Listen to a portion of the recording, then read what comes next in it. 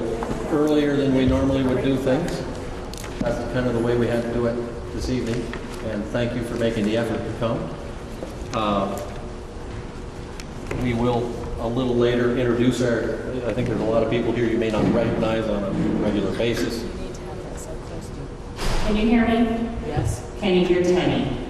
Okay. Hey, already over here. Well, and we will introduce ourselves in a few minutes, but before we do that, we're planning on giving you a lot of information on the slides and verbally. When you have a question, if you can jot it down, at least mentally, hold on to it and ask it at the end of the presentation, because it's very possible that the answer will be on the next slide. It'll be in the next speaker. And if not, then we'll open it up for questions after we're done presenting. And so, once again, in case you didn't hear me the first time, thank you for coming, and take the information out into the community after this, so that other people know what's going on and what the possibilities are. And I think that we have somewhere written questionnaires on the back table. If you could take one, fill it out. I think there's also an online link that you could also give us feedback as to what your preferences are. And in particular, I will, because it seems to be an issue in every town, it's how do we get the word out? If you have an idea about another place to go and speak to, another way to get people to know what's going on, that might be helpful as well. But right now, I think we'll start on an end here somewhere and have people introduce themselves so that you have an idea of who we all are. And if you want to. I'm FNESU Siegel, I'm the principal here at Bakersfield. I'm Sandy Alexander, I'm the principal at Montgomery Elementary. Charlie Curry, Montgomery School Board. Ed Garrow, Berkshire School Board. Paul Hatch, Berkshire School Board. Bruce Mercy, Montgomery School Board. Jean Marie Carr, Bakersfield School Board. Edison Dome, Bakersfield School Board. I'm Lynn Coda, I'm the superintendent for Franklin Northeast Supervisory Union.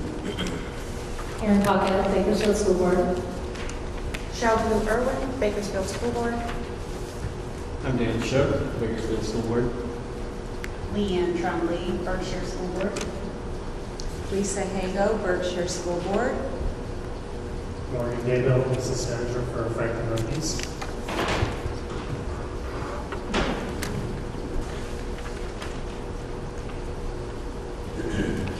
Possibly one question that I can answer right off is that we are not merging schools. We're not proposing to close any schools. This is a merging of school boards.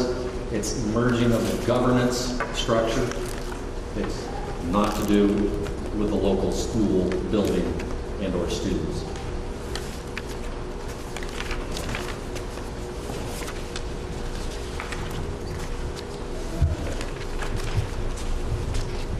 We'll review the goals for this community forum.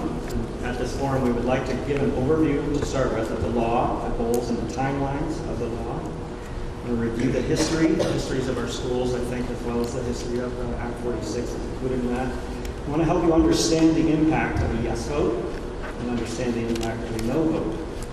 Obviously, we want to provide the community members with an opportunity to ask questions, hopefully get all your questions answered, and ask community members to provide board members with both verbal and written feedback, as I mentioned before, and the questionnaire over there, and anything else you can think of that may help us zero in the interface with the community.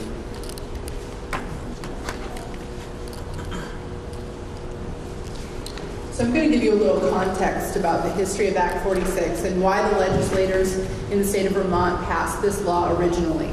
So we have a couple of issues at hand. One is that the number of students in the public schools in the state of Vermont has substantially decreased in the past 20 years. Back in 1997, we had 103,000 students in our public schools. It has declined as of 2015 down to 78,300 students. In that same time, we have not seen a proportional decrease in the number of full-time equivalent teachers in our buildings, so there are some funding issues at hand. So the cost of education is not declining as the population is declining.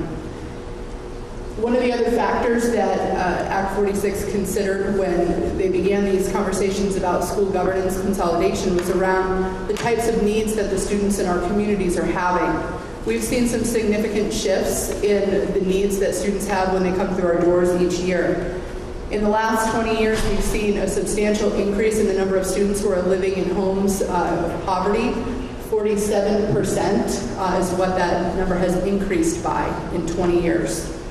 We've also seen the number of students with severe emotional needs has nearly doubled in that 20-year period. And families living in crisis because of factors like loss of employment or addiction or housing has left schools filling more of a human resources function than ever before. I'm going to talk to you a little bit about the actual numbers of enrollment. So this part of the slide over here, we're just going to talk about Vermont for a moment. So in Vermont, there are 300 public schools. Of those 300 public schools, 16 of those schools have 50 or fewer students enrolled in them. 64 of those schools have 100 or fewer students enrolled in them. And then there are 205 schools with less than 300 students. So if you look on this side of the slide, this is giving you some idea of what the enrollment numbers look like last year for the communities in Franklin Northeast Supervisory Union. So although we consider ourselves small, in comparison to some of the other schools that fall into this group of about 80 schools here, we're not nearly as small as those schools are. So what they're trying to capture are some opportunities for all small schools, but in terms of the schools that we have, we're definitely not as small. We're small enough to be unique, but we're not quite as small as that. So the goals of Act 46 include providing substantial equity, the quality and variety of educational opportunities statewide. This one will lead students to achieve or exceed the state's education quality standards. To maximize operational efficiencies through increased flexibility to manage, share, and transfer resources with a goal of increasing the district's level ratio of students to full-time equivalent staff. We also want to promote transparency and accountability, as well as delivering at a cost that parents, voters, and taxpayers value.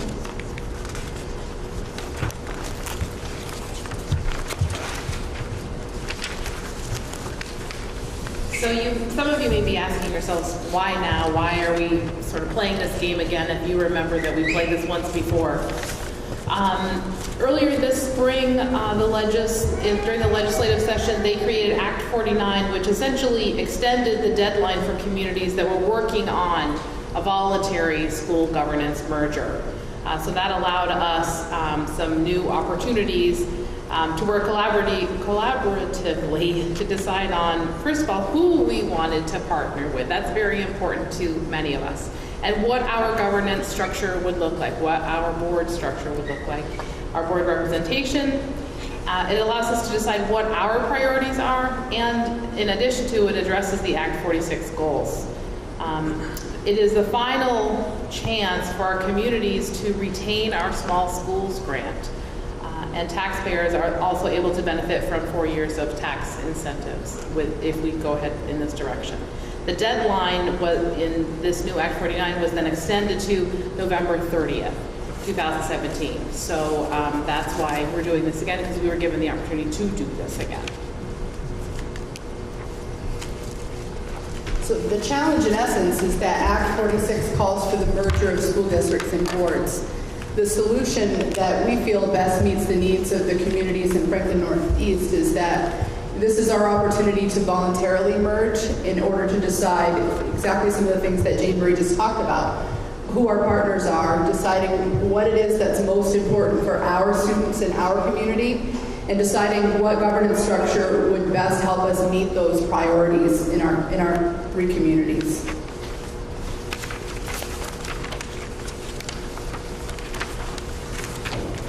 So, a little history about the school system. So it's not the first time our communities have been faced with school system governance changes. At one time, Montgomery had 12 districts, Berkshire had 14, and Bakersfield had 13 districts. In 1915, the Franklin Northeast Supervisory Union was formed and included the school districts of Berkshire, Montgomery, and Richford. In 1924, Enosburg Town School District joined. In 1940, Enosburg Falls also joined. 1954, the Enosburg Town and Enosburg ID joined and merged. In 1968, Bakersfield joined. In 2016 was when we tried the full merger proposal, and that was of the 5 town school boards, but it was defeated. Retaining school choice in pre-K towns was the key issue. In 2017, we're proposing a side-by-side merger. Merger of the systems and efforts is no longer voluntary. It's the intention of the law that we're governed by. And the side-by-side proposal protects school choice for Bakersfield, Berkshire, and Montgomery students.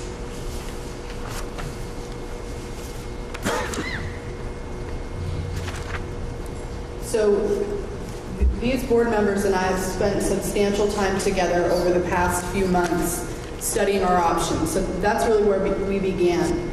The boards have been studying the law to make sure that they understand all of the intricacies of the law. It's very complex. They've worked to understand the timeline, and we've studied a variety of options for Franklin Northeast. We've considered everything that we think could be of potential benefit for our supervisory union, and we've tried to consider everything we think that the Agency of Education, Secretary of Education, might consider for our supervisory union as well. From that, we came up with the merger that I'm about to describe for you. So what our intention is, we're kind of at the step 2 phase here, where we're here to seek community input. You are the 5th of 5 community forums, one in each of our communities in Franklin Northeast. This board is asking for you to provide them with some information and your reaction to what you're hearing here tonight through the feedback form that you were given. So the final step is charting a path forward. So Act 46 has created the goals and these options for us. So for us, enhancing our system while protecting our schools and our small communities, those interests that's our #1 priority. So that's the reason why we began this work together again. And I will just commend these board members for the tremendous amount of time that they have spent going above and beyond studying these options together for the last several months. So this is the proposal that we are bringing forward to you today. So this is something that's called a side-by-side merger proposal. This is different from the last time. So we have essentially a supervisory union like we do now. We would have one supervisory union board. We have 2 sides. There's a pre-K-12 side that would merge the school boards of Enosburg and Richford into one pre-K-12 district. And there is a pre-K-8 side on this side that would merge the school boards of Bakersfield, Berkshire, and Montgomery, creating one pre-K through 8 school district. So right now, what we currently have, so that you understand the difference, is we have one supervisory union board, and then we have 5 separate districts under this supervisory board. So each of our towns has their own school district. So we would be going from having 5 school districts under our one supervisory union to 2 school districts. So there'd be a school board here on this side, and there'd be a school board here on this side, and then you'd have a supervisory union board at the top.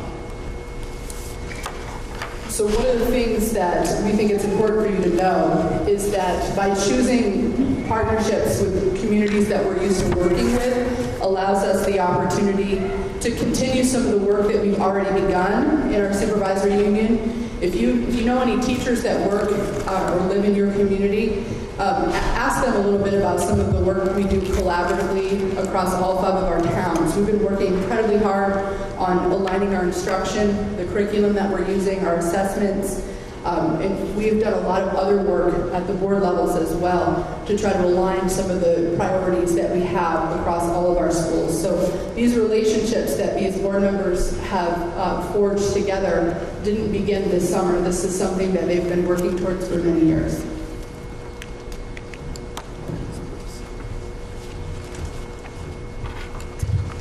What happens if we vote yes? Bakersfield, Berkshire, and Montgomery will work to combine their school board governance in one board with equal representation.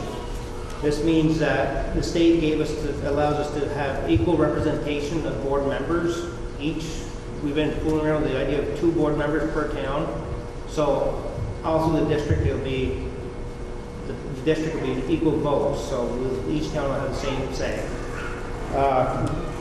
When we get to use collective local voice to decide the collective goals we want to create for our students, the priorities we want to establish for articles of agreement, which the articles of agreement are, like if we want to close a school, or somebody says they want to close a school, the town that the school will be closed in, the town voters will have to say if it gets closed or not. I'm not saying that any school's going to get closed, but that town has to vote that they will close that school. Equal board representation, and I already said something about the school closure. So what happens if we vote no to this? I think it's important to note right at the top, it says this doesn't go away. I think that was sort of a rumor that was out there the first time we brought this to the voters, that if we just say no to this will go away and we don't have to worry about this anymore. That's not how this works.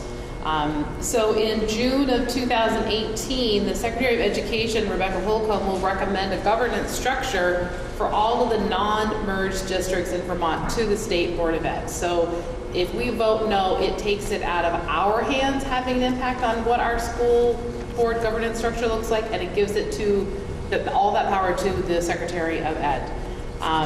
In November of 18, the State Board of Ed will release their final plan for all the non-merged districts. So in a year, essentially, the board will say, this town goes with that town, and that town goes with this town.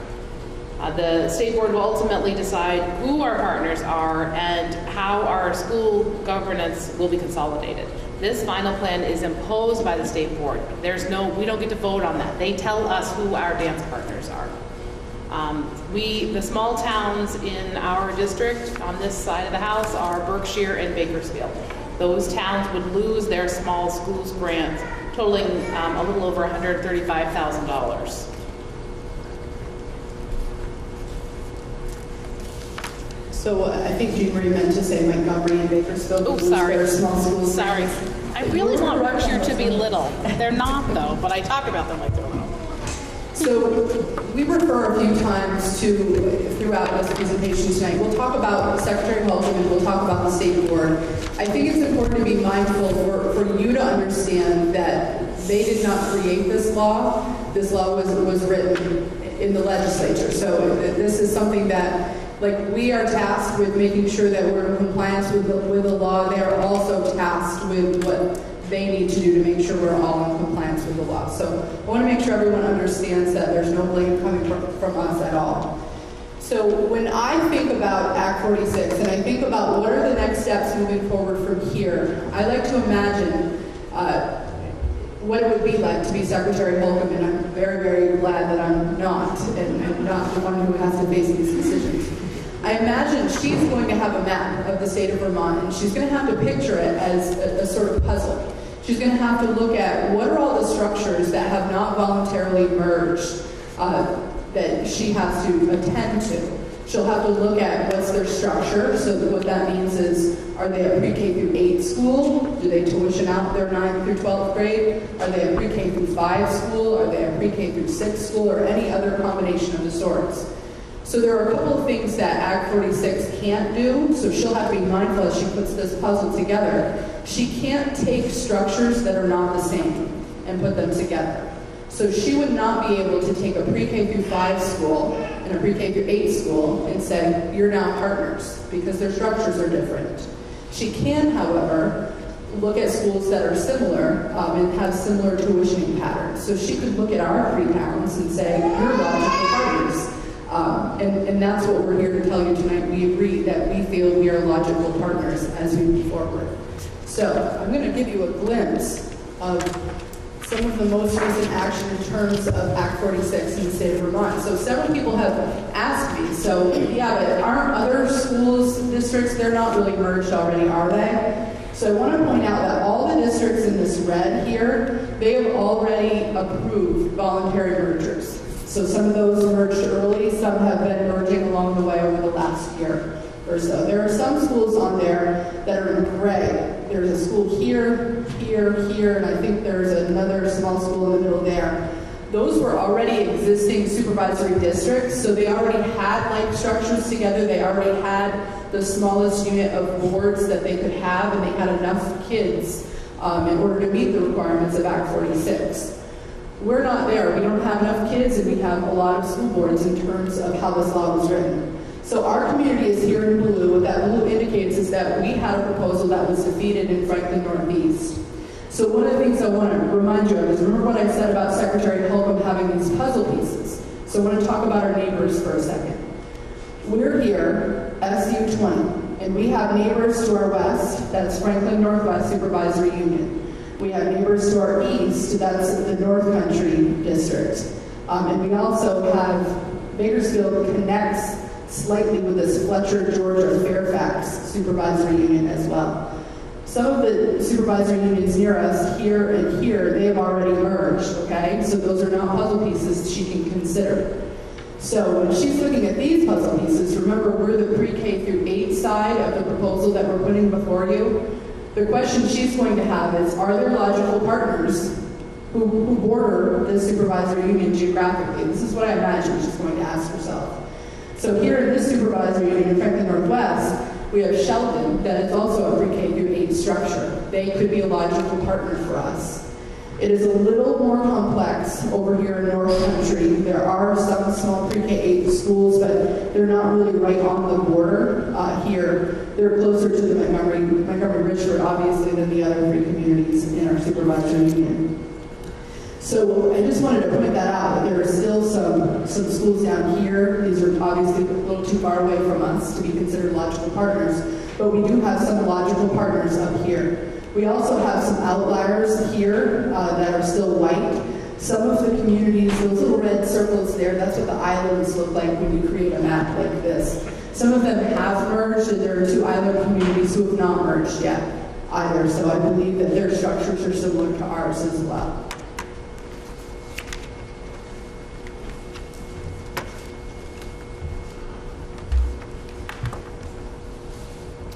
So what would be different? Centralized staffing. All staff would work under a single employer on each side of the side-by-side. This allows for greater flexibility to better meet the needs. For example, Berkshire has had some giant bubble classes. We've had to hire extra teachers for our kindergarten.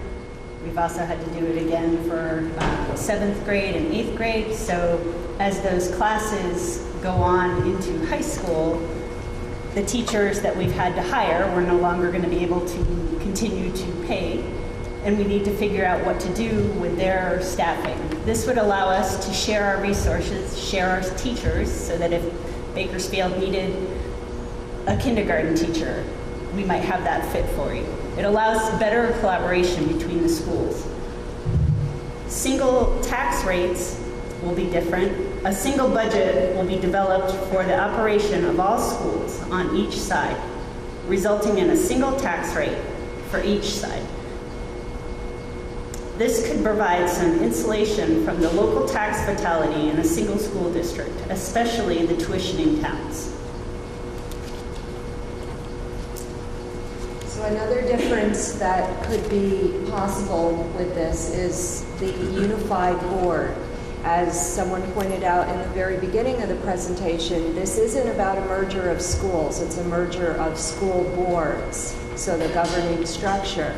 We have worked for the last 2 years, minus maybe about 6 months, together, all of us, in the local school boards. And I can say that I feel really comfortable with working with the people in Montgomery and Bakersfield who represent their town school districts. A single board would oversee operations of all schools in their respective district, which would be pre-K through 8 operating and then 9th through 12 tuitioning out. And board membership would be divided equally for each community. The next thing that could be different and is very unique that we haven't really spent a lot of time talking about during these talks in the last couple of years is that we could have advisory councils. We would seek the input of our communities, community members. Local advisory councils could be created in each of our school communities to serve as advisors to the administration and the district board. So I see people here who work now or have worked for the school system in the past. Your input would be greatly valued to the new school board that would be running this pre-K through 8 district, which would be Berkshire, Bakersfield, and Montgomery. If advisory councils were established, community members could be on those advisory councils, giving your input to the people who are responsible for the operation of your schools.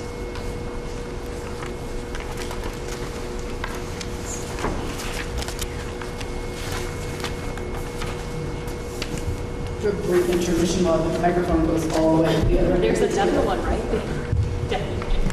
I keep laughing. I like the passive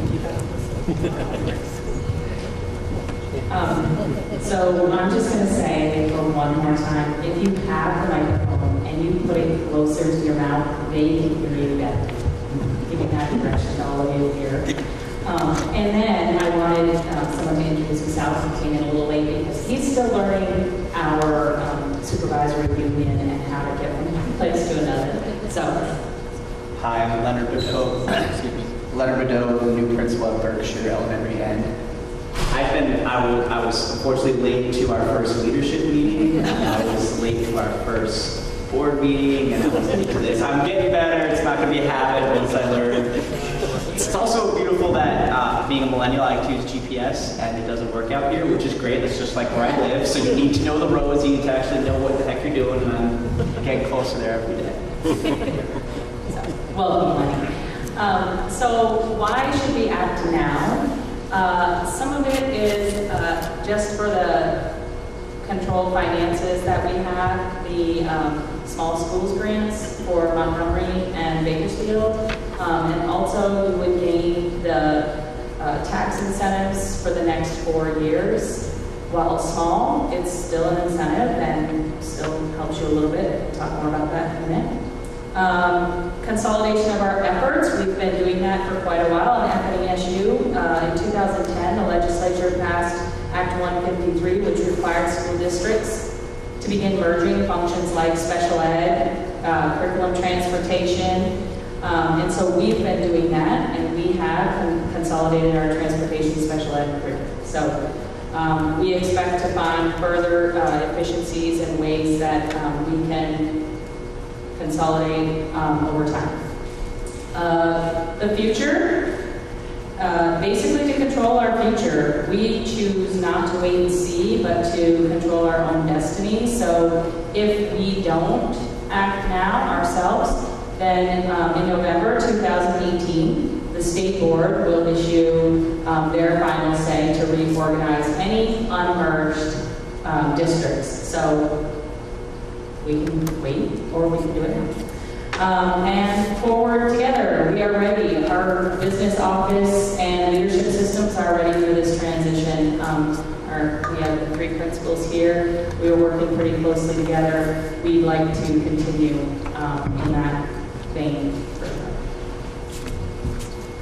So some big issues that we've been thinking about is that school choice in our 3 schools would remain if we were to merge. So we would continue to allow students from all 3 schools to choose the high school they go to.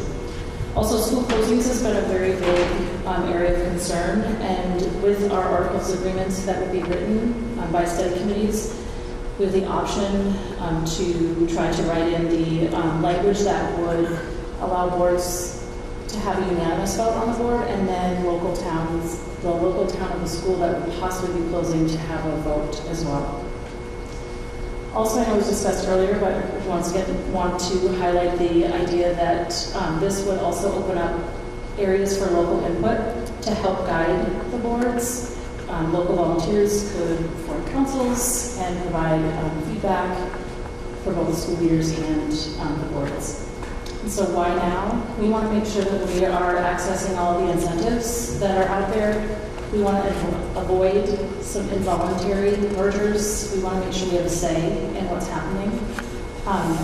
Also, stabilizing budget is a very big incentive for us, and having equal representation on the board.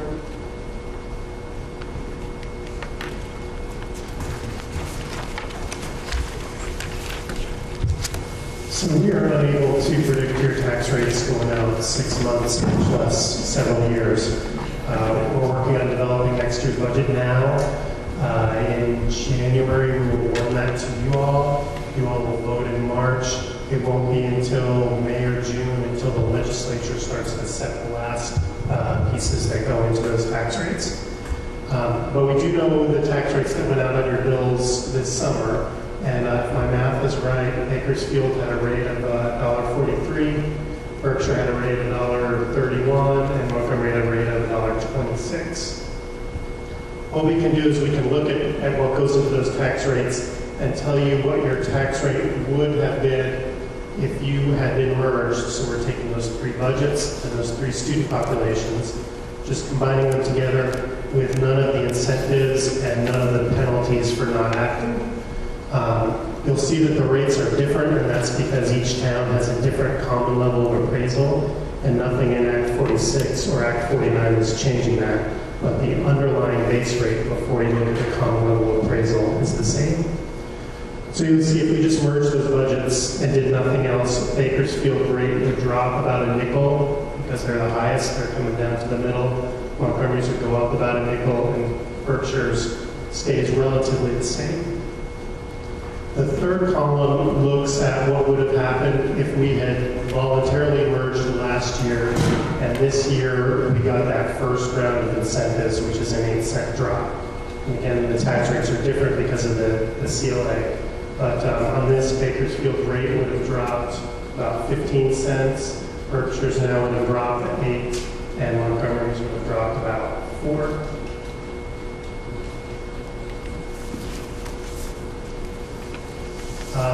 If this process does go to a vote in November, you will be asked to vote on 2 separate articles. The first article on the warning is basically looking for the authority to create this new district, and it defines how that new district will work. And a lot of the issues some of the board members up here have already alluded to. But the important thing to remember is that anything that is in Article 1 is owned by the voters. So if it's there and you pass it, only the voters can change that going forward.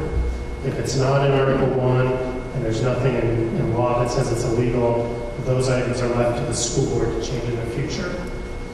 So some of the things that the board is talking about, including in that article, are language on who gets to decide whether a school building would close. Is that going to be the board, or is that going to be the voters of that town, or a combination of the two?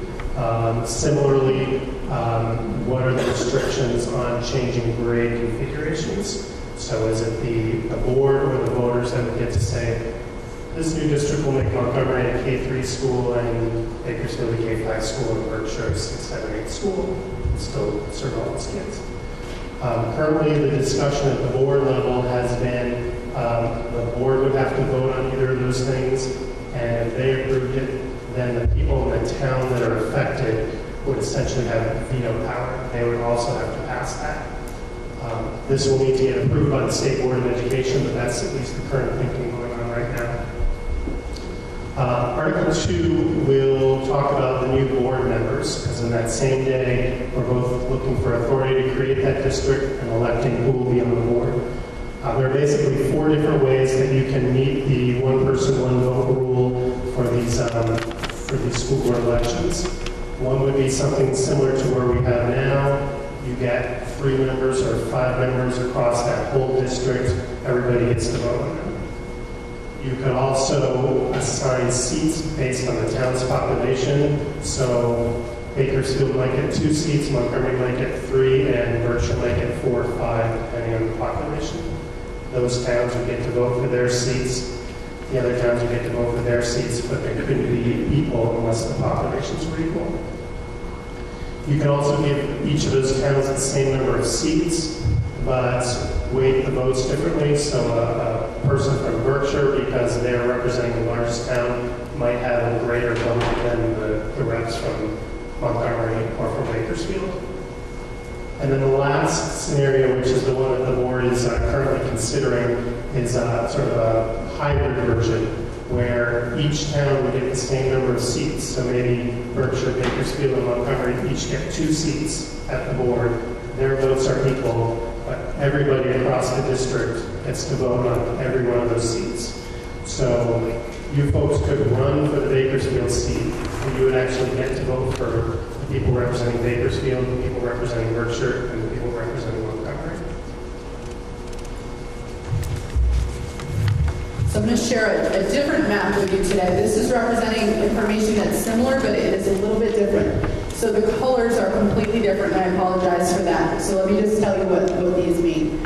So what was represented on the last map in red is represented on this map in gray. So those are all of the currently merged towns. It's actually not towns, it's school districts in the state of Vermont. The brown, those are the exempted from Act 46 communities that already had a structure that met those requirements.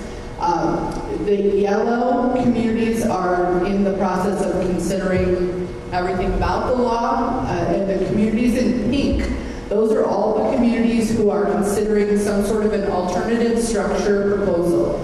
So I want to talk to you a little bit about that. So you voted in June of 2016 for a different kind of proposal that would have put all 5 towns together, and it would have eliminated the Supervisory Union Board.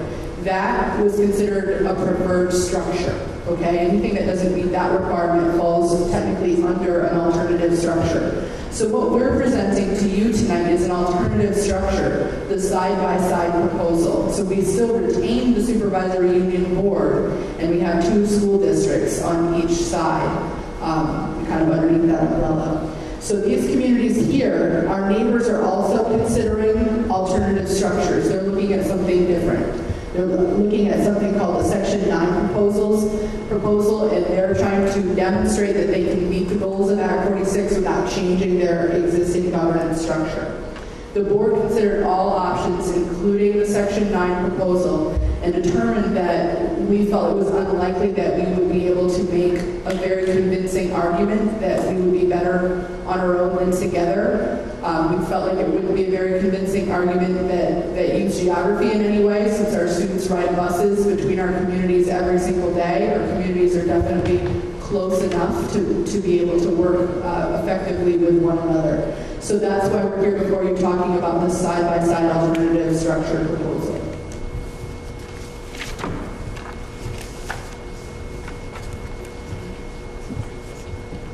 So now the question that you're all on the edge of your seat about, will there be cost savings? And there's certainly not the same cost savings in this side-by-side proposal as it would have been with a full merger, but there's still some definite benefits. As we buffer to transition to a single tax rate, we'll still be eligible for 8 cents the first year, 6, 4, and 2 cents in the 4th year.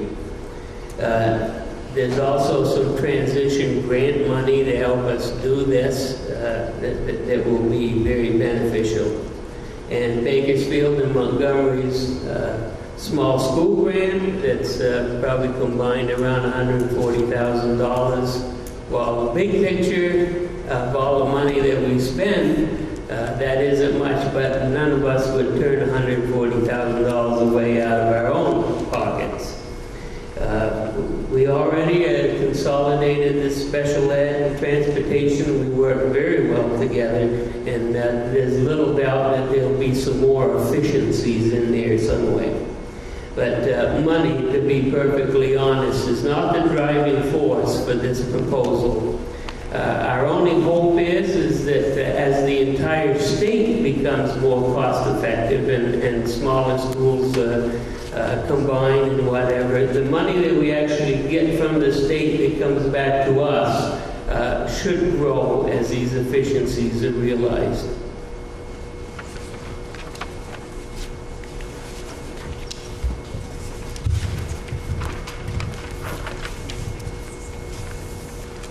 What are some of the educational benefits for our students? Shared staffing to allow opportunities for students to benefit from programs and classes from other schools potentially. For instance, it might not be a teacher driving one place or another, but it might be one school has algebra and they do it remotely. So Bakersfield students could join in, or Berkshire students could join in, and maybe they go to different places at different times. To retain and keep and use skilled teachers that we have and work with what we already are doing right now. To expand our course offerings and this aligns with the flexible pathways to give individuals the learning opportunities for students to include pursuing areas of interest outside their local school community. There could be in-house alternative programs that are shared among the 3 towns. And students moving between schools would have the ability to stay in the school of origin. Say if they moved from Berkshire to Montgomery, they could stay in Berkshire. It's not going to change our budget one way or another because they're one budget for Bakersfield, Berkshire, and Montgomery. So those are some of the educational benefits. So we've looked at the benefits. What are the cons? What are the problems with this merger? The side-by-side merger proposal does not realize the same level of savings that the full merger would have. Debt is shared over the whole new district. It's got a very short timeline to voluntarily merge. I mean, the deadline is November 30. Most people would prefer to keep our existing governance structure because it is what we are used to. It's a sense of loss of local control. And maybe we need to be thinking along the lines of redefining local control. We can talk about that a little later. And it feels like we are being forced to act by the law, by the big bad state.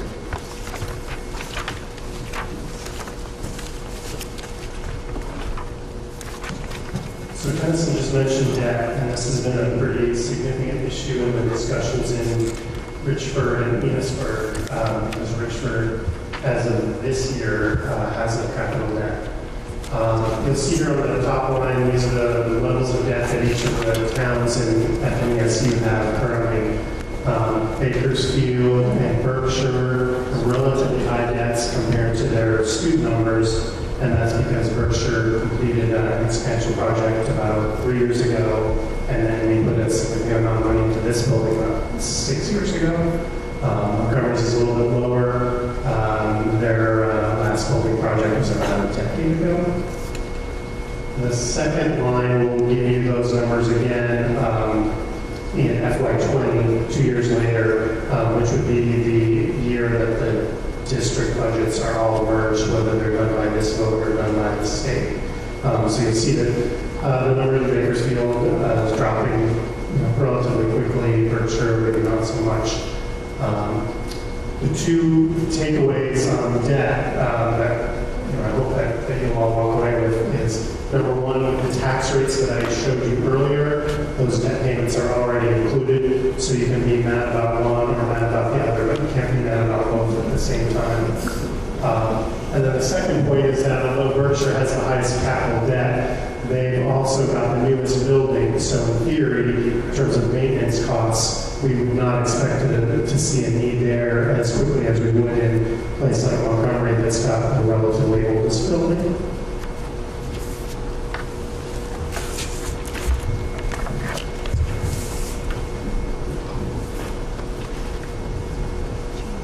So that brings us to the challenge.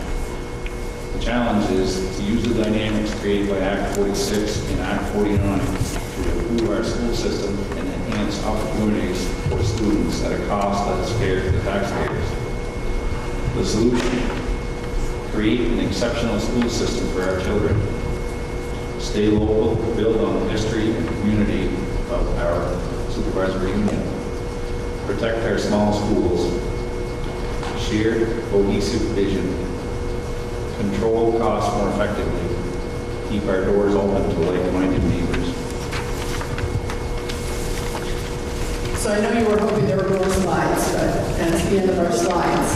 We are going to give you an opportunity to ask some questions and provide us some feedback in just a moment. But before we do, there are a few final points I would like to make. If any of you are going to leave before we're finished with the conversation, again, I encourage you to go online and complete the community feedback survey there. It's the same as the paper survey that you took when you came in. So you're welcome to do a paper survey, leave it for us at the table, or you could send it into school or mail it to the address at the bottom.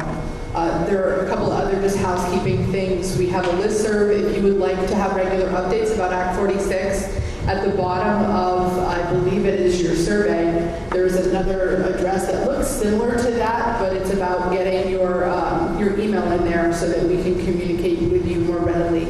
So please do that if you would like more information. Also, a lot of information is going to be released on the Franklin Northeast Supervisory Union webpage at FNESU.net and also on the Franklin Northeast Supervisory Union Facebook page. So if you haven't already liked our page, I hope you will do so so we can give you some information. So I want to acknowledge something that I've heard a lot of people say, you know what, I'm kind of bristling to the idea of Act 46 because it feels like we're losing our local control, and Tennyson pointed to that earlier. So I understand people's thinking because this is such a shift from the way we have historically governed education in our area. And our intention tonight is to not try to persuade you. Our intention tonight is to arm you with the information that you need in order to make the informed decision that you should be compelled to as a taxpayer in this community. So our intention is just for you to make sure that you understand what a yes vote means to you and to these communities, and also what a no vote means to these schools and in these communities. The other thing that I would like you to just think about is how many times within the communities in our little part of Franklin Northeast has something happened in one of our communities that has impacted all of our communities. It happens over and over again. Those feelings and those emotions about kids and others don't end at town boundaries. I think that we already think about communities in a much broader context in a lot of other situations. So what we're asking you to do, and what Act 46 is asking you to do, is really reshape your definition of community. And rather than looking at this as you are solely responsible for providing education opportunities for the students in Bakersfield, we would be asking you to open up your thinking to include being that collective responsibility for students in Bakersfield, Berkshire, and Montgomery. So just welcoming in a couple of new communities. So I felt when these board members hired me not too long ago, and before they did so, I told them that I really felt compelled to bring this back to you. And it's true. And it's here now, and it really is ultimately going to land in your hands to make the decision. I felt, and I still feel, that it's my responsibility to make sure that you completely understood this, so that if there is a proposal that goes forward and you choose to vote no on it, I don't want anyone in any of our communities to come back a year from now and say, wait a minute, I thought we were voting Act 46 down and it didn't go away. And now what are we talking about with a statewide plan? I want people to clearly understand that so that you know what power you have in the vote you'll be asked to cast. And then I think the other part of this is that I just want to reiterate one more time the willingness of these board members to work collaboratively and these administrators to work collaboratively. They studied all of these proposals incredibly hard, and they all came to a consensus that this was the proposal they felt made the most sense for all of our communities. So that being said, we welcome any questions or comments from the community. Yes, I have a question. I just recently moved to the area. Can you tell me what is wrong with the present system?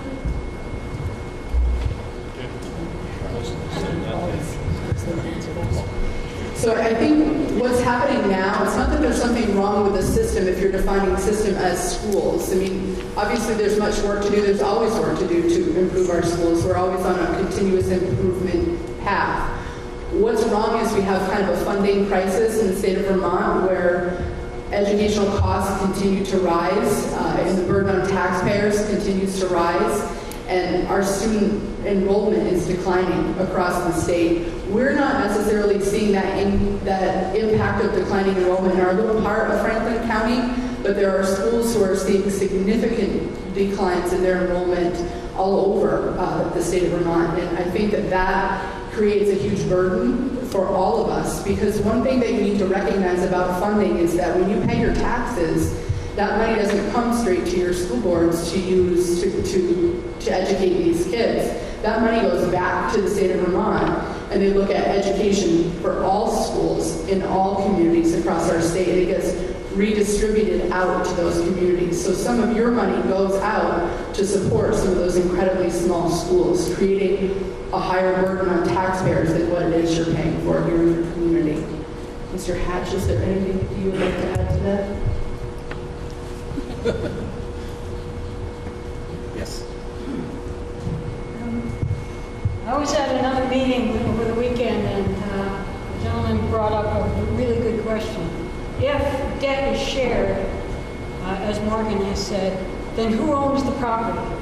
Do we own this school that we have been paying for, or does the supervisory union own it? Actually, the answer to both of those is no. We don't own it individually, and the supervisory union does not own it. The new school district, the merged school district of Montgomery, Berkshire, and Bakersfield owns the school property. It's responsible for the upkeep and the decisions around all three schools. But it's not owned by the FNESU. The supervisory union does not even own the building where the offices are. In fact, I think there's a law against such things. It can't own property.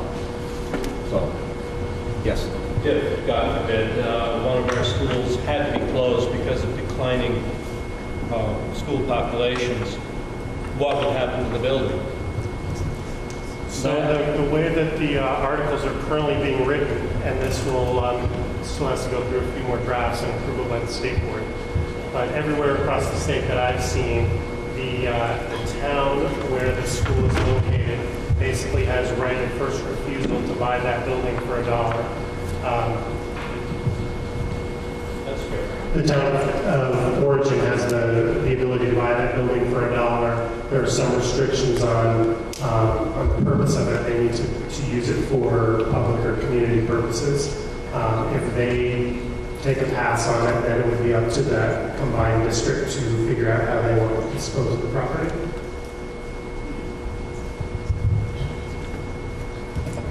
Yes. Is that right, first refusal, is that dollar amount, is that in writing?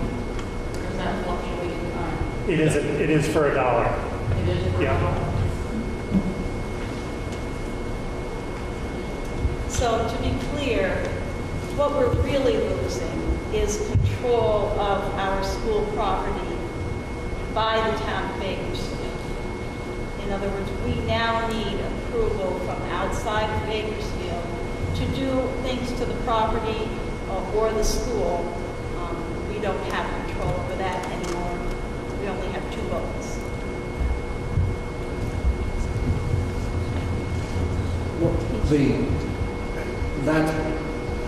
In one sense, that's true. You're losing some of that control. You'd still have 2 board members from Bakersfield with full voting rights on the board, and the plan would be to have community advisory boards, or councils, rather than boards, I guess, technically, that would advise the larger board on Bakersfield community issues, Montgomery community issues, and Berkshire community issues. Legally, it's the new school district the created school district that owns the property and makes the decisions. I think that in the broader scheme of things, that all three of these schools are used by their individual communities in very similar ways right now. I don't see that changing, and I don't think that the new board would want to change any of those things. But is it possible? Yes. I don't disagree with anything that Tenny said, but just to flesh out a little bit more, it would be that new district-wide school board that would be responsible for that annual maintenance, those types of decisions. Anything big like the roofing project that we did here 6 years ago, that's still owned by the voters, but it'll be the voters of that entire new district. And I think that this issue is one of the reasons that the board has been gravitating toward that model of board representation, where each community would get the same number of members, as opposed to the articles that would likely come down if we were involuntarily merged. One of the things I'd just like to add to that is you're not the first to ask a question like that, and I have thought about that. The new board really is not going to look to micromanage some of the smaller details that go into these school decisions. So if someone comes and makes a proposal to the building principal that they'd like to paint a four-square thing on the playground, you're not going to have to go to the new board for that. That new board is going to be focused on governance, they're going to be focused on policy, and they're going to be focused on finance. So in terms of those small little details, those are going to be happening at your building level, at the level of your administrator, with public input potentially from those community advisory councils if there's an interest in people volunteering to serve on those. Could I just say something to address your concern, Sharon, because we've talked about this a little bit before, and I understand your feeling that maybe having people from Berkshire and Montgomery making decisions about your school property is a little bit disturbing. And I really do understand that. I do want to reassure you that as board members, we really have been working very closely together for 2 years now. We know each other really well. We know each other's communities really well, and I feel really confident that we're going to be able to work well together to do what's best for each of the communities and collectively for all of us. I think this is much preferable to waiting it out and having the state say to us, okay, Berkshire, you now have to work with a community in the Northeast Kingdom that you have never worked with before. You don't know the people, you don't know the town, you don't know the students. I just really feel very strongly that this is a way of alleviating that kind of stress, and that we will work very hard for all of you to hear what you're saying and put it into action. I just wanted to add a little bit to what Lisa was just saying. If the voters vote no, which is their right, and we're not up here to tell you how to do it, I just want you to realize that you will be merged with someone, which means you will not keep just your school. It will be with whomever you are merged with. So if they decided to go with the Northeast Indian School, that would be the partner that you would be with. They would be the ones that are now that board with you. So this board here chose to give you this information about those three towns coming together because they do work really, really well, and you would know who you have. So I just want to put that out there again. Saying no doesn't mean that Act 46 goes away. It stays, and we are merged with somebody else.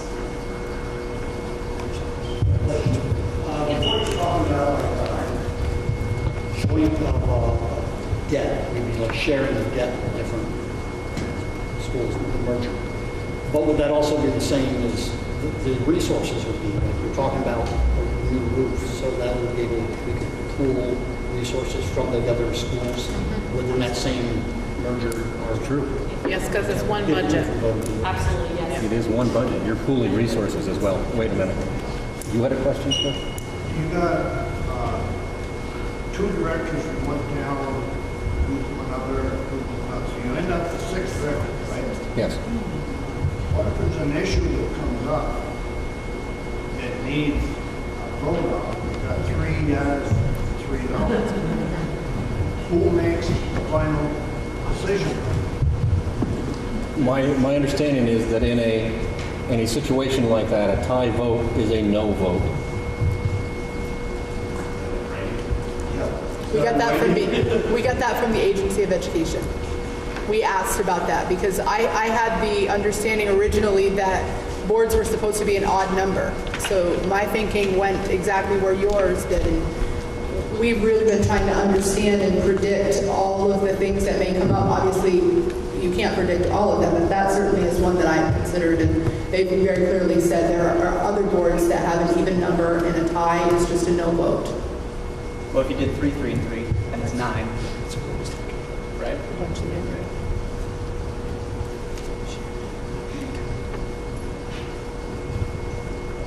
Because I've heard from other people already. I have 2 questions. You talked about high schools and that they currently can stay at the high school they're at, but what about in the future? Is that going to be something that we have, or is that something that's only dependent now? In this configuration, it is the high school districts, is what I'll call them. Enosburg and Richford would be merged if they vote that way. And then the other 3 schools are all what I'll call choice schools. And they remain choice schools. So that's one of the things that this plan retains for Bakersfield is your children can go to any high school they choose in the state, more or less. And basically forever until there's another governance change. You know what I mean? I'm not saying it's going to be 1,000 years, but for the foreseeable future, that will be protected. The one thing I do want to say is if we do vote no, and we are subject to that final statewide plan, Bakersfield would still have school choice because that's one thing that the Secretary and State Board can't do. Act 46 doesn't allow for, within that statewide plan, for you to lose your school choice. So if you have it, you can't lose it unless you choose to give it away. And that was what I was talking about in the previous merger proposal that came before you, that full merge idea, put all 5 towns together. That's where the conversation came up about you wouldn't have choice in that merger proposal, which you do now in this one.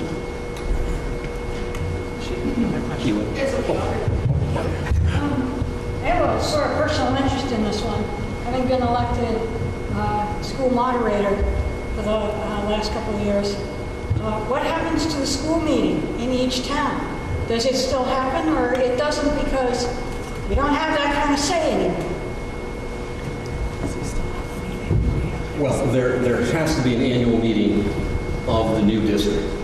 And I'm not sure that we have discussed just what format that would take, whether it's 1 meeting or it's 3. But there has to be an annual meeting by law. Once a year, and we have to have a moderator. I think that the change for Bakersfield, for all 3 towns actually, is that right now the town treasurer is also the school treasurer. That would change. So it would be there would be 1 elected. It has to be elected, correct, Morgan? 1 elected school district treasurer, not 3. So yes, yes. Tammy, you said school choice would be any school in the state of Vermont. Any high school. Any public. Yes, public. It has to be an approved school by the State Board of Education, which probably means in most cases a public school. There's no change. The same rules that affect Bakersfield right now and the choices that you can send your children to today you have those same choices in 2020 and the same restrictions. Yes. Martin, I was curious so year 0 or 1 through 4, obviously, there's a little bit of that tax savings that we see. What happens in year 5? Does it revert back to tax rate for these 3 communities, or what does that impact look like after this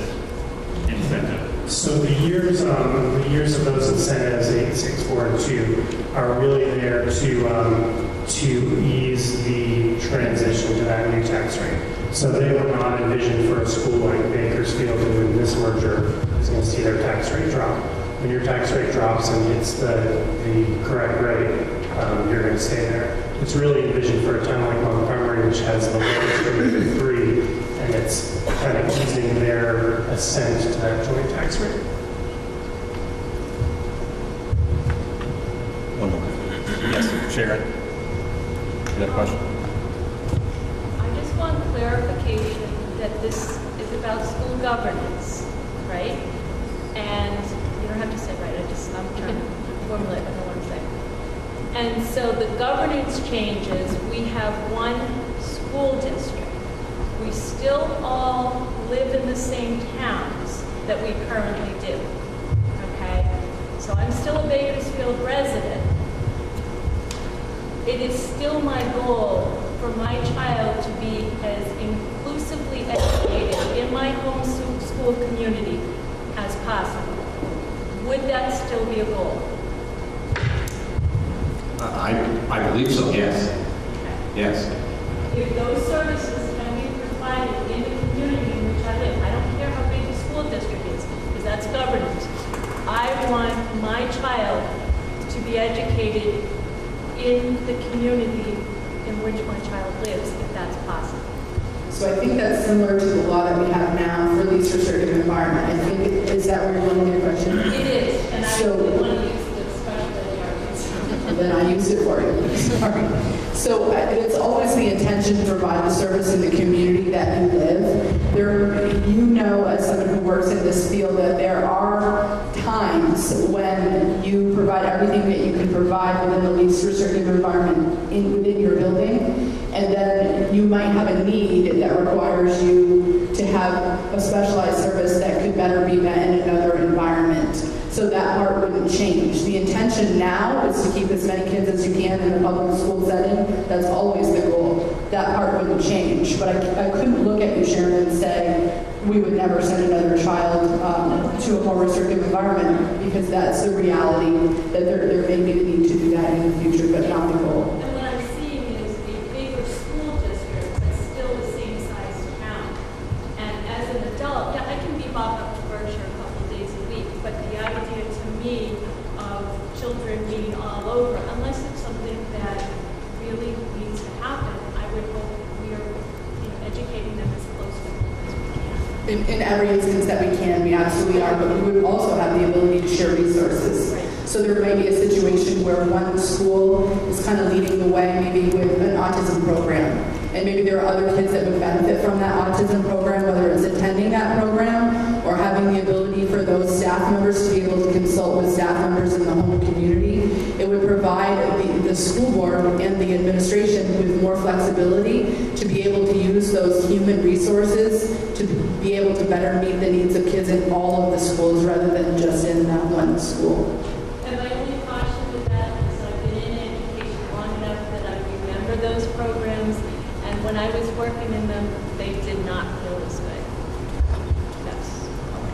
So Sharon, let me just address one thing too for regular ed students. This doesn't just apply to special ed students who might have special needs. Regular ed students might see a real benefit in this. For instance, if we go way back when my kids were in middle school and there was no algebra program at Berkshire, if there is an algebra program at Bakersfield, for instance, those students can now, in this new merger, access those programs, whether it's remotely or in some other manner of sharing a teacher who might come to that building.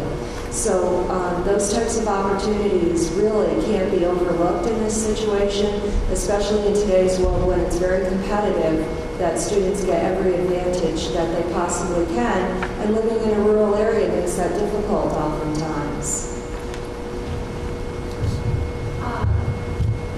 My question kind of piggybacks off of Sharon's, because I was hearing concern about, I interpret it as keeping my kids here in Bakersfield. However, I thought I heard you guys talking about reconfiguring and grades at what school, the the word reconfiguring was used. So can we clarify what that is? Thank you for asking that, because that wouldn't be something I would want people leaving here not being clear about. So when you talk about the structure of your school, we're talking about pre-K through 8. And I think that when Morgan was describing that slide, he was talking about those protections in Article 1. Those are the things that only the voters can change. So when we go into this merger, all 3 communities are pre-K through 8 schools.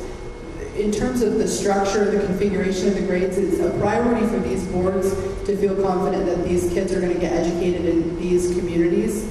So they wanted the structure piece to be included in Article 1. So if 20 years from now, there's a future board that says, you know, maybe we should consider changing the structure, they wouldn't have the authority to do that independently. That would have to come back to the voters in all of the communities that would be impacted directly by that. So this board is not suggesting a change in structure. It's the opposite, actually. They want to keep the pre-K through 8 structures that currently exist, and they want to write some protection into the Article 1 piece on the ballot so that future communities faced with decisions like that would have some say in those decisions.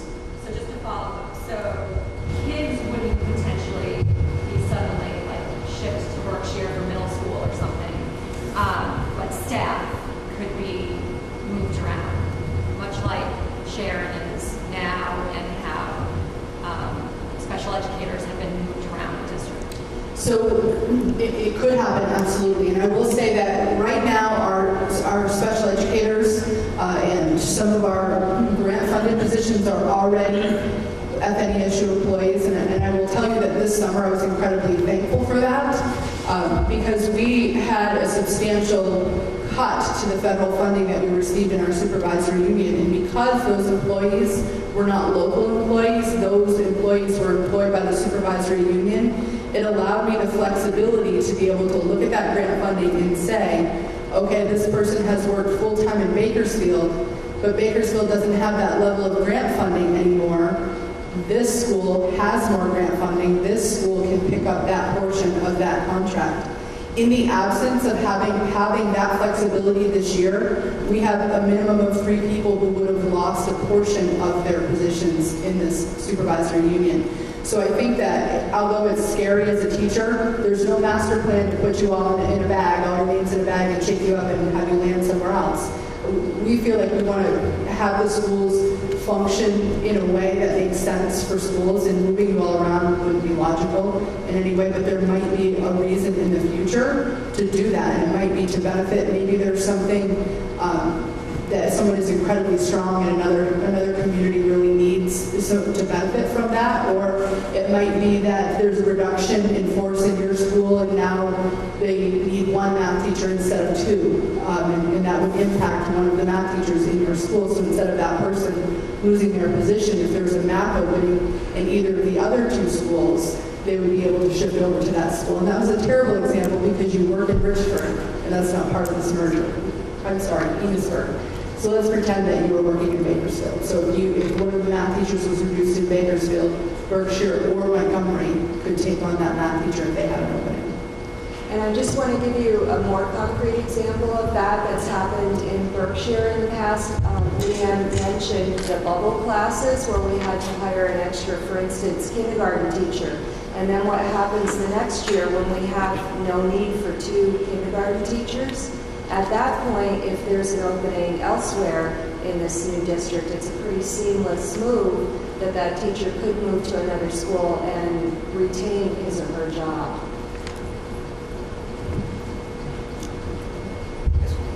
Yes, recently there was an article in the Courier indicating that there was a legal challenge to Act 46. If that succeeded, what happens?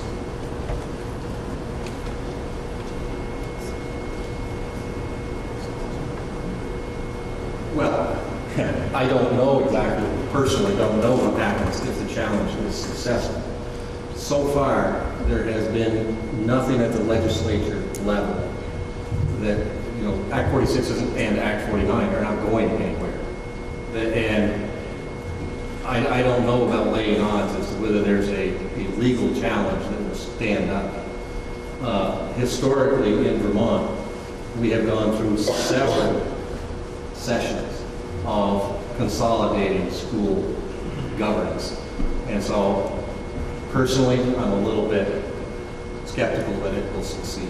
But I think it's also important to recognize that that's not really our responsibility to hypothesize about what the law is going to be. Yeah. Our job is to look at the law and identify with your input what is the best thing we can do in response to the law. So that's why we're here today, and we'll continue to have conversations.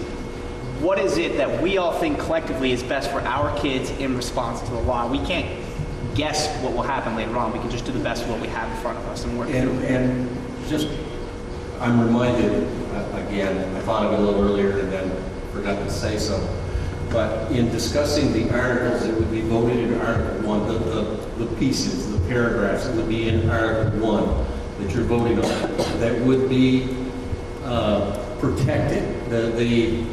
The right to change is held by the voter, not by the school board in Article 1 that we would be voting on in November, potentially. We've talked about closing schools. We've talked about reconfiguring. If you vote no, if all three towns, or I guess one of the two towns, votes no, and this goes nowhere, then we are more likely to be stuck with what I'm going to call boilerplate articles from the state, which may not have those protections in them because they see no reason for them. That's a local issue, not a statewide issue. And so I'm not trying to use scare tactics to get you to vote yes. I'm trying to say, if we go forward with this merger, one of the reasons for voting yes is that those articles will be there. We will have decided on those articles and we will have voted them into place. And barring, this has to pass muster. This whole thing has to go to the Vermont School Board, the state board. But my inclination is that unless they see real problems with it, they're going to say, these people are trying to do what the law asks them to do. That's good. Because they don't want to have to be the bad guy and put 3 or 4 schools together involuntarily. They'd rather we did it ourselves and made those decisions. And rather saying what the law is telling us to do, it's we're going to put together what is best for our kids and our community. And I feel like if we go through that process with your input, the state is going to respect that and understand that. It sounds like you guys have the best intentions in terms of this Article 1. But what happens if on November 30th we all vote yes, and then this goes to the State Board of Education, or whoever it goes to, and they say... That's a good question. What happens when you vote on November 28th or the 30th, that has not yet been decided. The 28th is actually a Tuesday, which is a voting day. There's a discussion there. But it will already have been vetted by the State Board of Education on October 18th. That's part of the deadline. That's part of the process. And you're welcome to come to that meeting and defend the proposal. But we will know before the vote that everything, the ducks are all in a row as far as the state is concerned. Yes. I hear you talking about, I know you're in the process of really figuring out what this is going to look like, what you're going to present. Yes. And as she's talking about moving teachers around, I had a thought, and I don't know if you've thought of this, but is there a concern about parents making requests for their children to go to certain schools? For instance, if there looks to be a sports school or a music school and that sort of thing, is there a concern? Or a teacher that the parents want to avoid for a year, is there a concern that parents are going to bring pressure to the board to move their kid? Just a thought. Well, in general, not in specific, but K to 8 does not have choice in the state.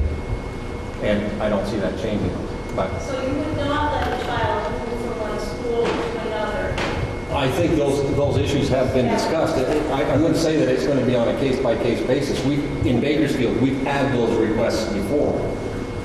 This would be a new sort of place because it's all one school district with 3 separate schools. And I want to say that it does give some flexibility, but I don't believe that the intent is just to have a free-for-all. Will you put something in your proposal that will safeguard that? I believe you're going to find that's the future board's role. And I haven't been on the board for a number of years now, probably too many numbers, but I'm a little hesitant. I understand the need to put a couple of articles in Article 1 that are in law, you know, they're in cement, except for the voters changing them. But in general, the board needs to have the authority to do what the board was elected to do.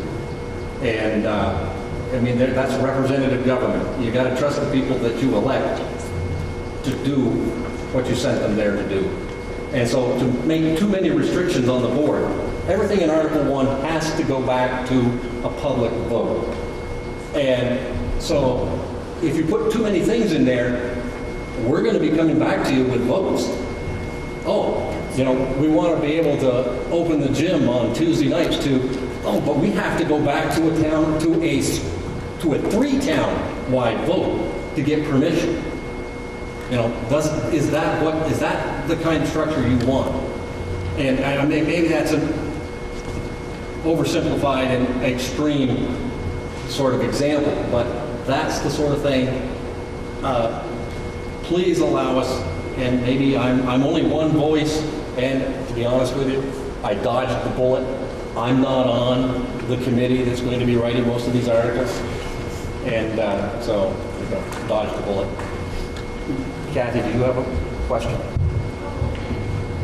Didn't I hear you say that if, say I moved to Montgomery and I had kids in the system, that they could stay here? How would you get them here? Is it up to me to bring them here? I think that, as with much of school choice, the parent is responsible for transportation. The benefit, and we've had, and probably many people are aware, that we've had parents move from one school to another, and, could my little Johnny or little Jamie stay and finish out the year? And if it's close to the end of the year, usually the school board says yes. But right now, because it's the money and it's the school structure, the answer usually is, like in October, is no. You move, your kids move with you. In this new 3-town-wide district, that could change.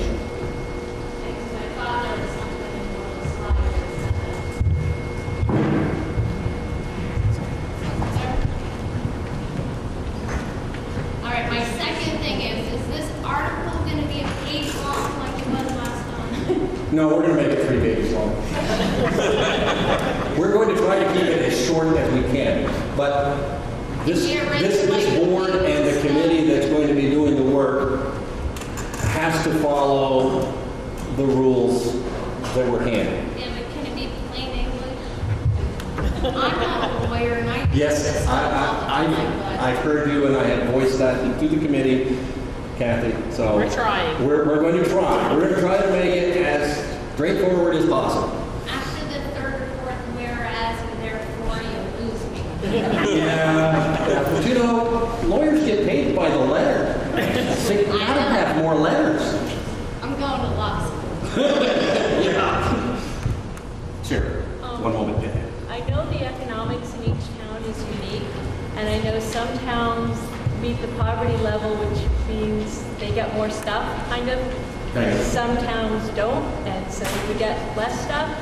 What happens, I'm assuming you're pooling all the numbers together, and now, in order to meet the criteria for everything, you're looking at 3 towns as one, and have you thought about how that will impact things? Maybe it won't. That's a very good question, and I'll let you. I think it becomes a blended district. It does become blended, and we would be looking at a combined poverty level. There are many factors in this that we have to consider and we have to plan for. We haven't yet planned for all of them. I'm not going to begin to profess that we have. That's one of them that I think, reminding us back to the beginning when I think Dan, or maybe it was Aaron, shared with you what the goals of Act 46 are. One of the things that when the legislature was writing this, they were thinking about, what about those incredibly small schools that have like 30 kids in a high school? How can those kids have equitable opportunities with kids that have much larger school districts? We're bound to be looking at this through that equity lens as well. So we would be looking at what are the opportunities that exist within all of our schools and what work could we do collaboratively. We have 3 principals sitting there together on the end. Their lens would shift. One of them said to me the other day, we were walking into a meeting, actually I think it was in NISA, saying this is going to change the way we think about things and the way we do business. And it really is, because like I challenged you earlier to think about community in a broader context, they also would be looking at community in a broader context and thinking in terms of how can we collaboratively work together to provide more substantial equity for all of our kids. And we recognize that with the timeline that we've had, we haven't anticipated all of the ways that we can do that, but we have tried to really work out what are some of the ways we can predict, and we know that there are many more opportunities we haven't yet discovered together, but we will continue to work on that. Jerry, before I want you to ask your question, please. I feel like one of the 3 towns in this proposed merger votes no, is that a no for all 3 towns? A good question. Montgomery, under our proposal, we are planning for. I think it's dead. Under the current proposal that the board is discussing, Bakersfield and Berkshire are listed as necessary districts, so they have to vote yes for this merger to move forward. Montgomery potentially could be listed as an advisable district, so if Montgomery votes yes, all 3 towns would go forward and merge. If Montgomery voted no, it wouldn't prevent Berkshire and Bakersfield from going forward with the merger. Do you foresee that happening? If Montgomery voted no, would you foresee Berkshire and Bakersfield merging? Yes. Well, they would if they voted yes. If they voted yes. If they voted yes. If they voted yes, it would go forward. And then what happens to the school, the town, people in Montgomery that voted no in this merger? We have options there. Then we are considering language in the articles that gives them a year to reconsider, and we would take them without having. We could at any time in the future vote to take another town into our district, but it would take a vote of all the participating towns which have already merged. Like in this case, for instance, in this scenario, all 3 towns say yes, and we become a merged new district. 2 years later, Sheldon needs a home, and they come to us, to the members of the new district, and say, can we join you? That would have to go back to the voters of all 3 towns of that new district. And also, Sheldon's voters would also have to approve that merger. And there'd be lots of negotiations. So, we have proposed, or we have talked about putting language into the articles of this vote that would, if Montgomery says no in November, they have 12 months to reconsider, and we would accept them without having to go back to you to vote again. In 12 months, what has changed? For if we're willing to say, yes, we'll join with Montgomery now as Bakersfield and Berkshire, what has changed in 12 months that we would say no? So why do we bother the voters in the first 12 months if Montgomery wants to reconsider their vote? It's very much like what my understanding is that Waterville did. They voted no on their merger. And within that 12 months, somebody in town said, hey, wait a minute. And they re-voted, and they voted to join to that merger. And I don't believe that the other merged towns had to vote. So it's kind of similar to that, that scenario. After the year goes by, then if Montgomery comes back and says, oh, by the way, then we would ask you all to come back and vote again. And it's up to the voters to say, yeah, sounds good to me. Let's let, we get that little bit more size advantage, and it'll work for us. Or, no. So one other thing to just point out in terms of Montgomery, so they could try to convince the state board that they should be exempt from the final statewide plan, that they're okay to go it alone. In the absence of being able to get something like that approved, they'd be subject to that final statewide plan. So the state board could consider, are there school districts in the North Country district that would make sense for them that have like structures? Or she could say to these two communities, to Berkshire and Bakersfield, will you take Montgomery? And it's not an automatic. They can't be assigned to us, but they could ask us to consider it if it was beyond that date. So those would really be the things that would be on the table for them. Okay, so if either the people of Berkshire or Bakersfield votes no, then this proposal is gone. This proposal's gone. And then we are waiting on the State Board of Education. The secretary makes a plan, a proposal to the state board, and the state board looks at it, maybe tweaks it, maybe takes it as is, and then they make a final decision, and we land where we land. But the likelihood of us staying by ourselves is slim to nil. Other questions over here? So we have 5 school board members right now from town of Bakersfield. Correct. So what does that mean? Does it mean that all of you are? It means that I get to go home. Finally let Teddy retire. Yeah, no, I mean, what it means is that anybody that wants to run for the school board can run for the school board under the same rules that have been around forever. There's a certain number of signatures that you have to get, and you run for a school board seat.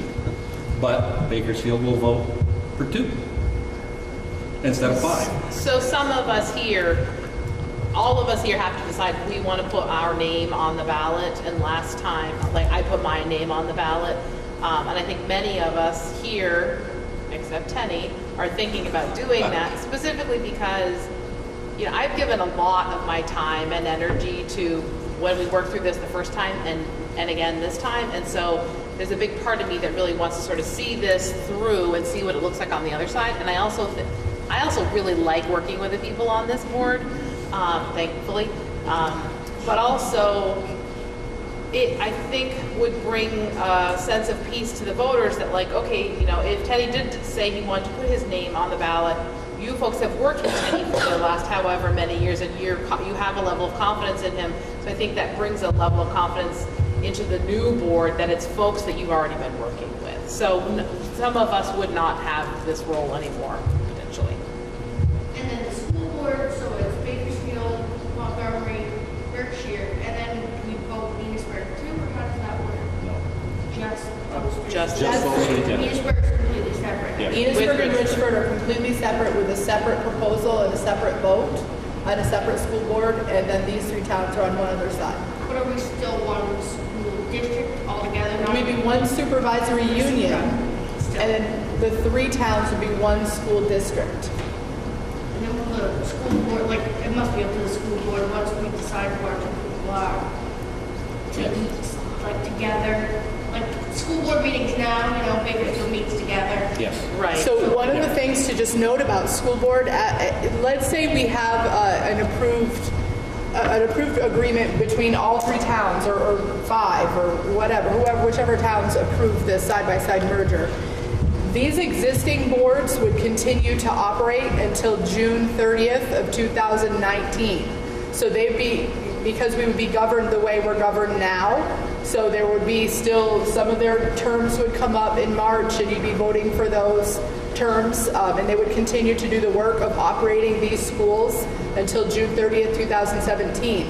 The same time, the people who are on that new merged board, whoever those 6 people are, they will also be meeting as boards because they'll have to be doing work in preparation for transitioning to that new school district. So they'll be working on policy and other transition type things in that year and a half. And follow the budget.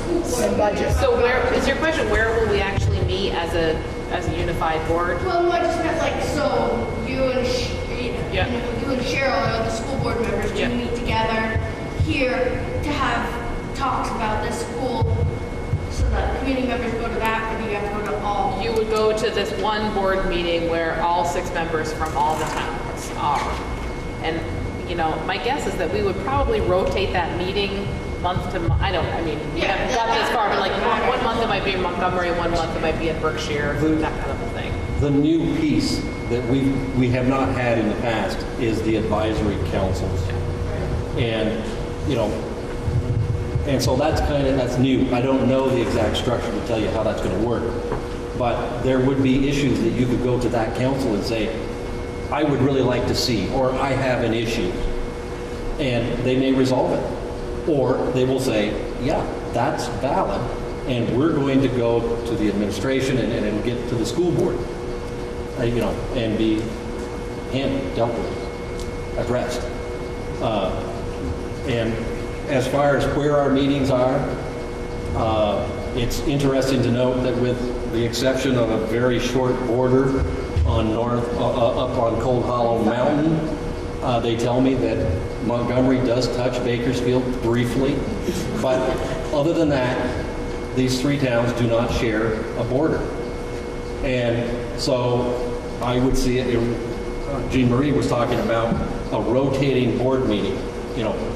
One month it would be in Bakersfield, the next month it would be in Berkshire, and the next month it would be in Montgomery. The other choice is, and I have no idea whether we could do it or not, but you make an agreement. This school district, this new school district, makes an agreement with Enosburg and says, gee, could we meet in your library on the, whichever day it is of the week on every month? Everybody would have to travel to go to a board meeting.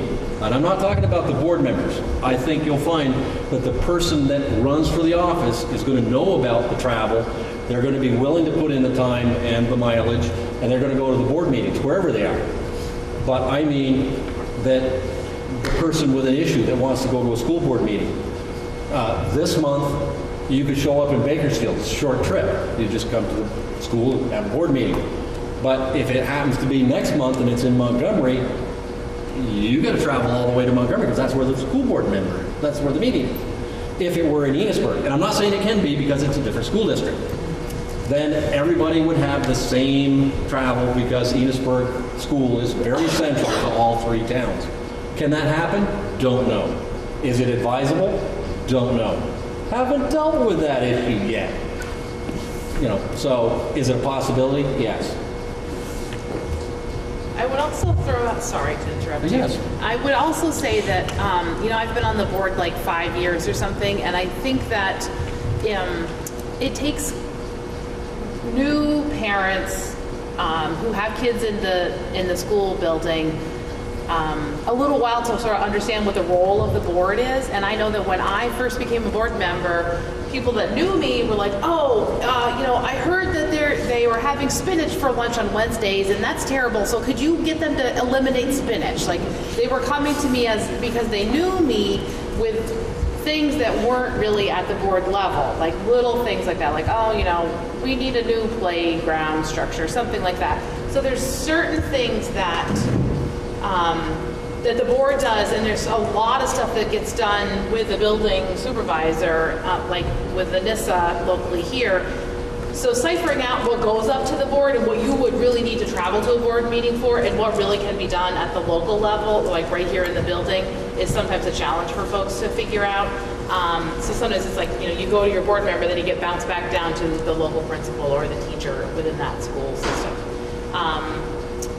So I think helping folks understand that is important, so you're not necessarily going to a board meeting if you don't necessarily need to.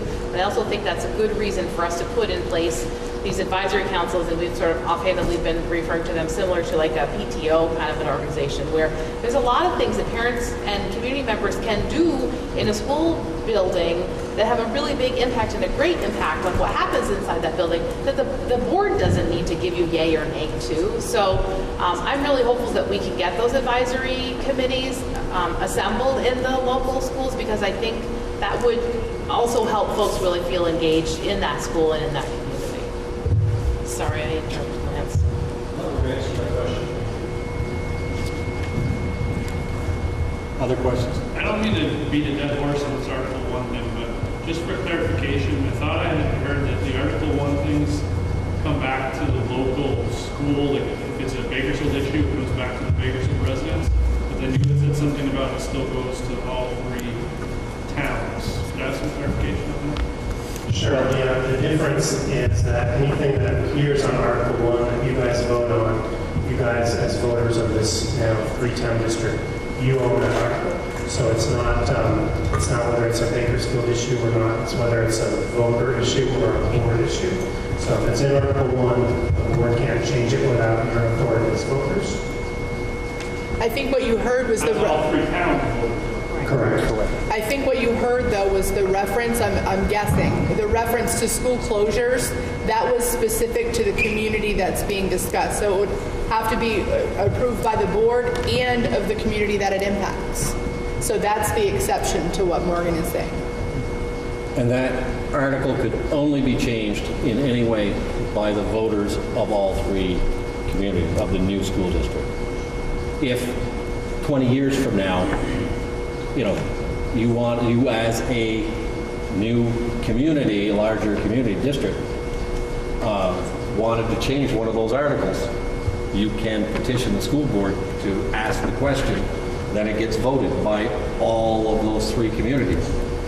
But as long as that article is in, or that sentence structure is in Article 1, that you would be asked to vote in November, then the town that potentially, say there's something that happens drastically, and I don't know what it is, but there's one town that just, population just drops right off, the school population, and it starts being, boy, we've got to start considering closing, say Montgomery, for lack of, I'll pick on somebody else besides Bakersfield, because we're sitting here. There's a greater comfort level, it's them, right? So, 2 things have to happen. If the article, the way we have been discussing it is, first, you have to have a unanimous vote of the board to ask the question. And then the voters, not of the whole, the way the article is worded, the way that piece is worded right now, it's not the voters in all 3 towns, it's the voters in Montgomery that get to have the veto vote.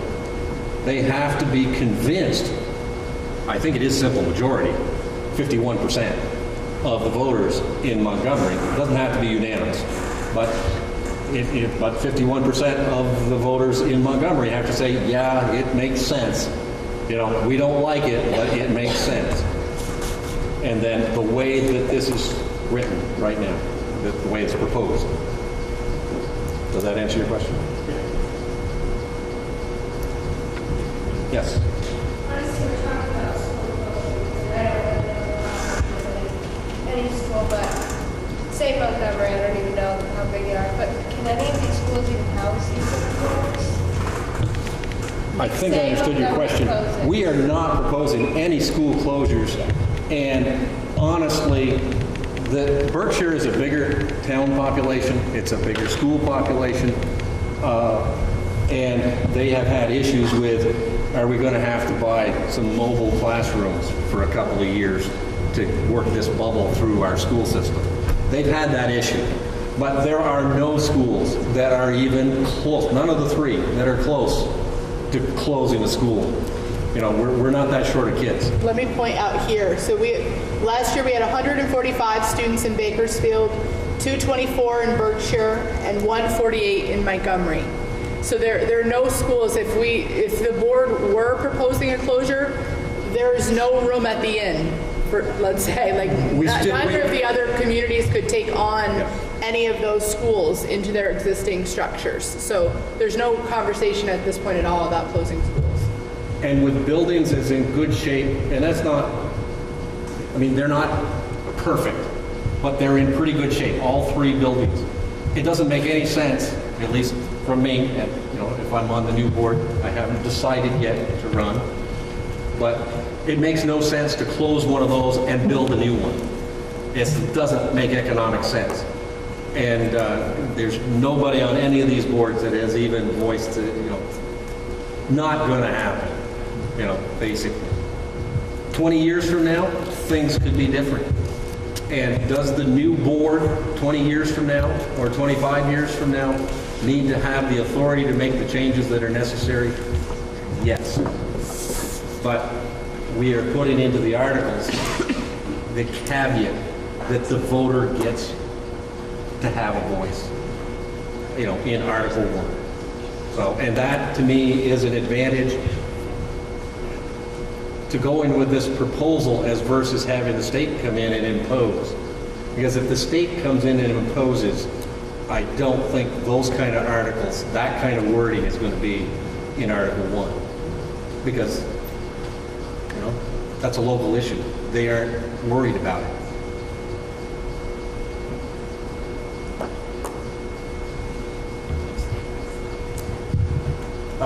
Are there any other questions, or can we wrap this up? Do you have a copy available, either hard copy or online, of your presentation? I noticed that you do have it in writing. So we did not come with a slideshow, but what we can do is post it. Now that we've been in all 5 communities, I was reluctant to do that because I think it's important for you to hear the dialogue that's happening, and you can learn quite a bit from the slides, but I think it's also important to be a part of the conversation as well. So now that we've been in all 5 of the communities, I can post that on our website and also on our Facebook page. And I also just want to point out before we leave, you had a pretty good number of people that came out. I think at one point I counted that there were 29 people, and I think there are a few people that came after that. So, you know, we're pleased to see so many people in Bakersfield coming out to get this information. I know that we have someone here from the Messenger, and we're very appreciative of the work that they're doing to help to try to get the word out in the community. And our friends at Northwest Access TV are here for the third time. They came and they videoed the Enosburg Forum, which is now posted on our Facebook page. They videoed last Tuesday in Berkshire, which as soon as it's released, we'll post that. And then we'll be able to post this for our community as well. So one of the things we would just ask you as you walk away from here to really be thoughtful about, how does this community go from here out to the rest of the people in the community, and be thoughtful about anything that you come up with in terms of suggestions. Please send it our way. Also, please point your friends and neighbors to the importance of getting accurate information, because there's a lot of misinformation that's kind of being told, and I think that people do have strong misconceptions, and I think that when they come out and they really learn about this, I would hope that some of those misconceptions would be eliminated. So they can take a look at this forum online to learn more, and if you could do your part to spread that word, that would be very helpful. And you post this on the FNESU Facebook web page. Yep. So, yes, Lance. I would just like to thank you, ladies and gentlemen, for putting the work in that you have. I know it's taken a lot of your time. You put a lot of effort into it.